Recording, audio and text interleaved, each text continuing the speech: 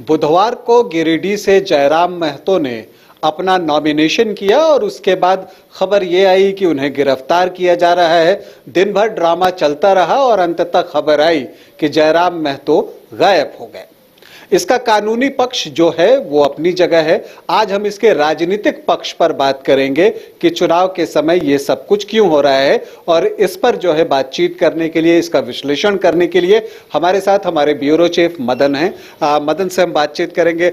मदन जी, ये क्या दिखता है, ये जो जयराम की गिरफ्तारी का ड्रामा बुधवार को पूरे दिन चलता रहा और अंततः कुछ आया नहीं हाथ में, इसके राजनीतिक मायने क्या है?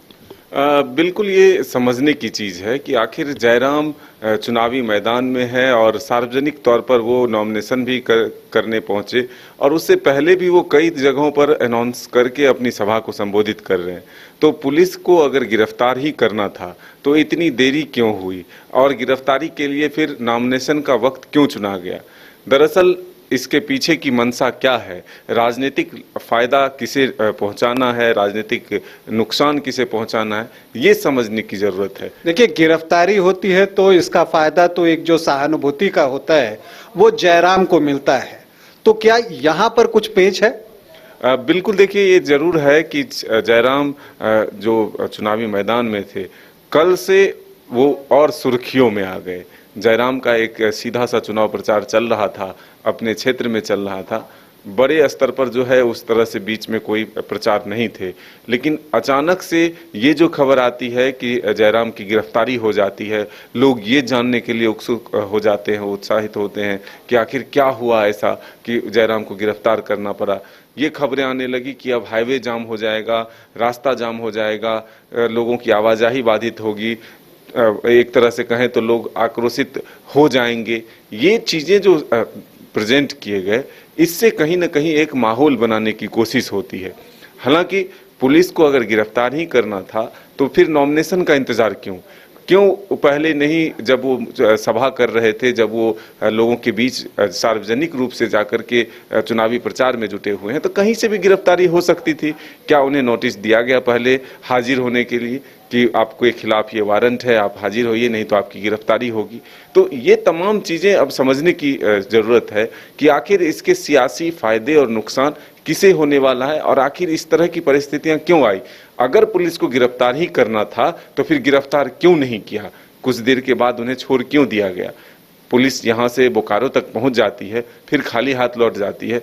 कई घंटों तक ये खबर आती है कि गिरफ्तारी हो गई, जयराम गिरफ्तार कर लिए गए। तो फिर इसके पीछे की मंशा क्या है, किसके इशारे पर ये हो रहा है, ये समझने की जरूरत है। और सीधा इसका नुकसान किसको होगा, सीधा लाभ किसको होगा, ये भी समझने की चीज है। देखिए, लाभ तो दिखता है कि एक सहानुभूति का जो वोट होता है वो जयराम को मिल सकता था, तो नुकसान किसका ज्यादा था? अब देखिए, नुकसान के लिए तो दो ही लोग बच जाते हैं, एक आजसू के चंद्र प्रकाश चौधरी और फिर एक मथुरा महतो जेएमएम के, तो नुकसान किसका ज्यादा होता? देखिए, अब ये तो समझने की चीज है कि आखिर प्रशासन को इस स्तर तक क्यों जाना पड़ा।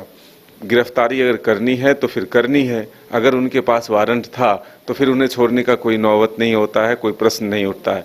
फिर ऐसी क्या परिस्थिति बनी कि ये जब खबरें आ गई कि पुलिस ने गिरफ्तार कर लिया तो फिर उन्हें छोड़ना पड़ा?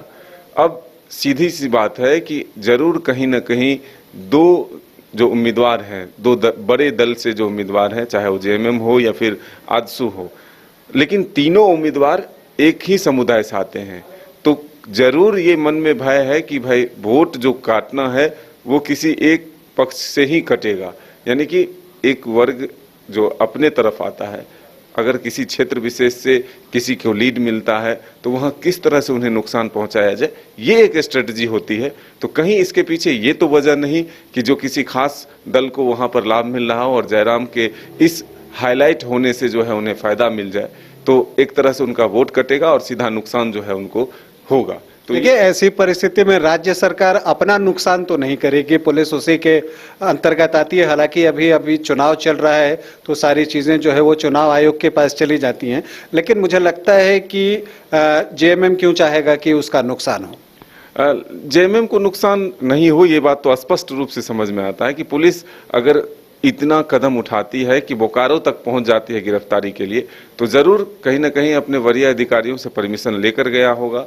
और फिर अगर गिरफ्तारी के लिए गया तो फिर वापस क्यों लौटा, ये समझने की जरूरत है और ये क्यों हुआ, ये चीजें सामने लाने की जरूरत है। अब नुकसान सीधे तौर पर जानते हैं कि अब अगर राज्य सरकार के इशारे पर ही अगर या राज्य सरकार की पुलिस है तो फिर वो इस तरह का जो नुकसान उठाने का कदम है वो नहीं उठाएगी। तो सीधा नुकसान जो है कहीं ना कहीं सामने वाले को होना है।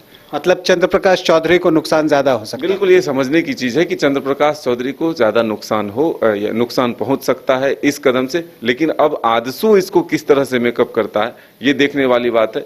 क्या चुनाव आयोग तक इस चीजों को पहुंचाता है या फिर सीधे तौर पर आजसू के लिए जयराम कोई फैक्टर नहीं है, ये भी समझने की जरूरत है कि आजसू का जो अपना वोट बैंक है, जो बीजेपी का वोट बैंक है, वहां तक जयराम का कोई पहुंच या असर नहीं है, इसका ये भी देखा होगा। और इसलिए कोई विशेष विरोध या इस तरह के स्वर आजसू की तरफ से नहीं उठे हैं। तो जैसे जैसे चुनाव बढ़ेगा इस तरह की चीजें आपको देखने को मिलेंगी। चुनाव जीतने के लिए बहुत सारी चीजें की जाती रही हैं। जयराम की गिरफ्तारी की घोषणा होती है, जो खबरें आती हैं, खुद जयराम कहते हैं कि डिटेन किए जा रहे हैं, सभा की अनुमति मांगते हैं और कहते हैं उसके बाद जो है वो पुलिस जो है उन्हें ले जा सकती है, लेकिन फिर वो गायब भी हो जाते हैं, जो खबरें अभी तक सामने आई हैं। लेकिन इसके अपने सियासी मायने भी हैं और जो राजनीतिक जानकार हैं उसे अपनी अपनी तरह से इसका आकलन भी कर रहे हैं। क्या कुछ आगे होगा ये तो आने वाला वक्त बताएगा। अभी आपसे अनुमति चाहूंगा, इजाजत दें, नमस्कार।